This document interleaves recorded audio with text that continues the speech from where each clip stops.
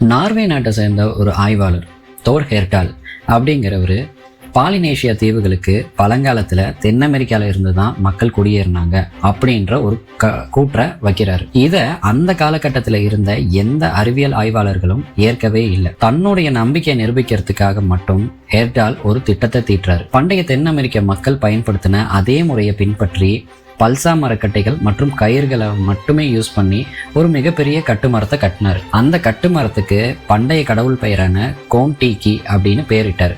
1947 Thor ஹெர்டால் உட்பட 6 பேர் கொண்ட குழு தென் அமெரிக்காவோட பெருநாட்டிலிருந்து தங்களோட சாகச பயணத்தை தொடங்குறாங்க. அவங்க எந்த ஒரு நவீன கருவிகளையும் பயன்படுத்தாம கடல் நீரோட்டம் அதுவும் இல்லாம காத்த மட்டுமே நம்பி பயணிக்க ஆரம்பிக்கிறாங்க. தொடர்ந்து 101 நாட்கள் அவங்க பசிபிக் கடல்ல சுமார் 8000 கிலோமீட்டருக்கு மேல பயணம் செஞ்சதுக்கு அப்புறம் இந்த பயணம் ரொம்ப சாதகமாகவே இல்லை.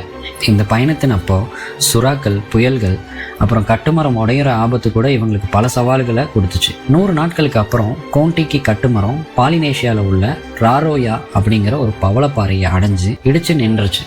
இந்த குழுவில் இருந்த 6 பேரும் பத்திரமா உயிர் பழைச்சாங்க.